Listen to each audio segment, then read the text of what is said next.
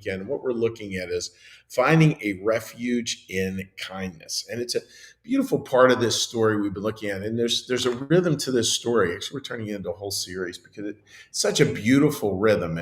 And a little background is that from a Christian New Church perspective, we look at the way the Bible reads, and then we think, all right, there's a deeper poetic truth that we're asked to like kind of dig into a bit, and just like a good poem, and to really try to understand it and take thoughts around it and consider how this might apply to our life.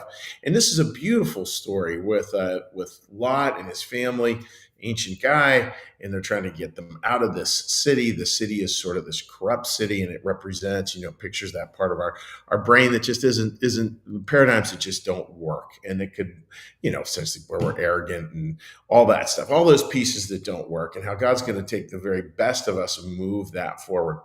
And God grabs us by the hand, starts to move us forward.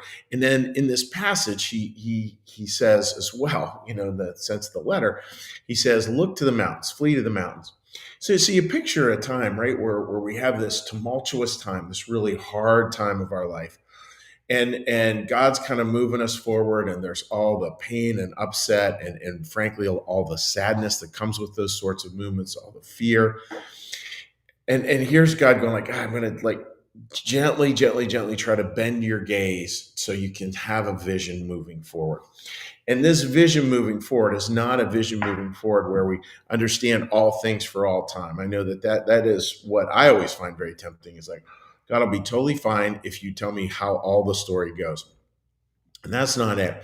God doesn't give us that kind of insight. And frankly, the older I get, even though I struggle with wanting it, the more I'm glad I don't have it, because life has curveballs that are just really hard and surprises that are just really terrific. And I'm kind of glad I didn't know that stuff was coming down the pike. But what's the vision that God does call us to? Where is he going? Like, oh yeah, here's this mountain. Looking out there, here's this mountain. And it's this time where we're feeling scared, sad, anxious, fill in the blank, right? And instead of allowing us to keep turning back, which is part of the commandment here, don't turn back, God's constantly saying like, oh, I need you to actually look to the mountains here. I need you to actually look towards this vision. What is this vision? It's a very short little line. And it's dealing with this line in Genesis where it says, escape to the mountains. That's in Genesis 19:17. And it says, escape to the mountains, and this is from the book Secrets of Heaven, 24:19. Escape to the mountains, resorting to a kind and loving goodness. Beautiful language there. So that's, again, that refuge in kindness, finding a refuge in kindness. So we're not sure what to do. We're sort of unsettled. Again, this story should read like a really fast paced, almost like there's a fire in the house. It's people are having to like exit as quickly as they can because things are all upside down. And here's God saying, all right, listen, just take a refuge in kindness. And I love the language there. It says, those mountains, that's about resorting to kindness. In other words, it's about kind of this where instead of being all anxious and looking back at all this anxiety producing things, we just go, okay, what am I going to resort to? What are the tools that I have? What are the gifts at my disposal? A gift at everybody's disposal is kindness. Gift at everyone's disposal is kindness. We all can exercise that gift every day, 24/7. We can do the best we can. Now, again, we don't want to overdo kindness, right? We live in a society where kindness can become sort of the ultimate virtue. It's not always the ultimate virtue, right? Because maybe you have a difficult conversation ahead of you today, and it will not come across as a kind conversation, but the bigger picture it is.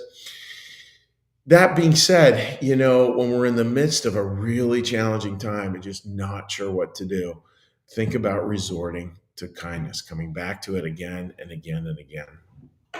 One of the exercises that I love, in terms of how to do this, and I think you can feel the difference when you do this physical exercise, is the idea of soft eyes. So what we do is that, this is just really hard. Ooh, I'm just going to have soft eyes here. Just going to look at a way to just make my eyes soft. And when we really, it's fascinating to me, like when we really focus on that, like really thinking, okay, I'm just going to look softly at this moment. I can even, as I'm saying that, I can feel my whole body changing, and I would imagine you can too. That's the resorting to kindness. When we look at the world with soft eyes, we look at other people with soft eyes. And then, as we said yesterday, then where we get the opportunity and the accountability, we get the opportunity to act in the kindness. We get the accountability that we will act in the kindness. We bring the opportunity and the accountability together. Conscience is what will pull those two together. Then we start to live a life of kindness. And as is famously said, needs repeated over and over again, I think this is a core tenet of this particular faith that I belong to. It's the idea that what else is a life of worship but a life of kindness? You want to know what worship is, what worshiping God is, just go down that kindness road and you'll see exactly what it is. And it's always this interesting shift, right? I want to come back to where I started. It's we want roadmaps, we want text, we want plans, we want this, that, and the other thing, and that all those things are good and healthy. And the spiritual life sort of comes from a little bit different angle. Spiritual life comes, well, what's your motivation behind all those things? Where's your heart behind all those things? That's what the spiritual life is about, not the plans themselves, but the heart behind the plans. And that heart has to be, it has to it has to have kindness to it. I just don't know. For people who are consistently unkind, it's hard to imagine being spiritually on track if you are consistently unkind. I guess I'll just leave it at that. I could say more. And these are important, friends. I think for a lot of us, yesterday was an unsettling day. I heard from a number of folks with a stock market going wacky and this, that, and the other thing. How anxious they were, and a completely understandable. And so what do we do? Well, we can't correct those things. But if we put our well-being, if we put our sense of peace on those things, it's going to fluctuate right along with the market. And much, much better to put our peace of mind on those places where God says, like, yeah, this feels a little tumultuous right now.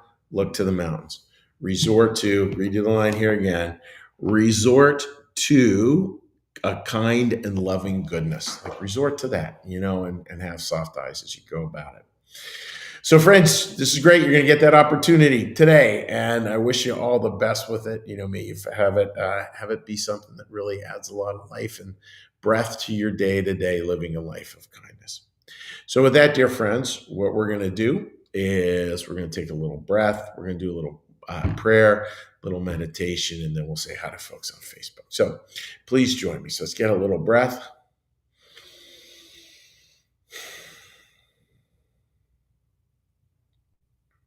A meditation. Be still and know that I am God.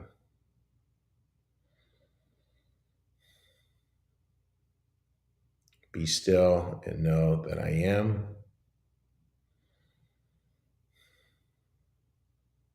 Be still and know that I.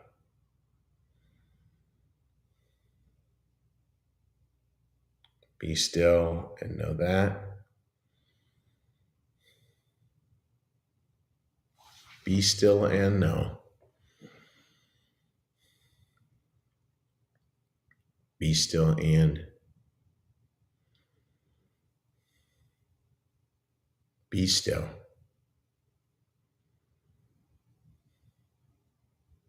Be.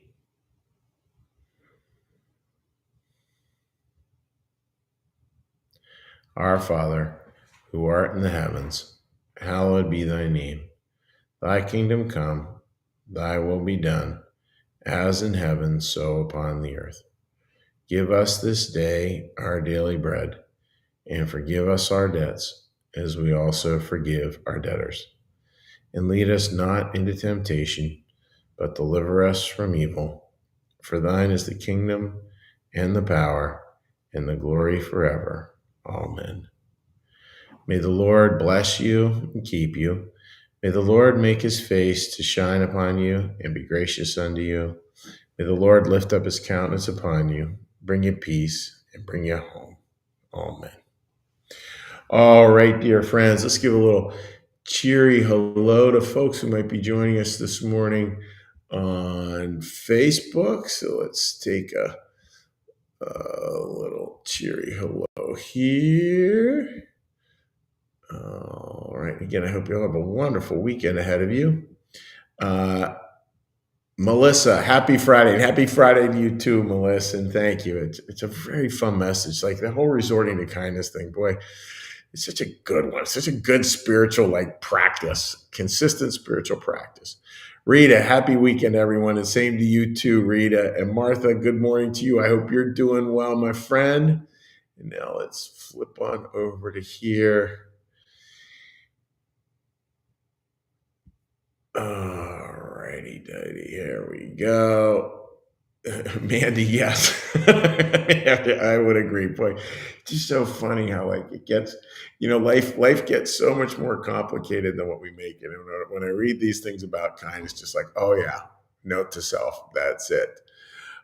Moana, great to see you joining us. Good morning to you. Sherry, good morning to you. And Linda, good morning to you as well.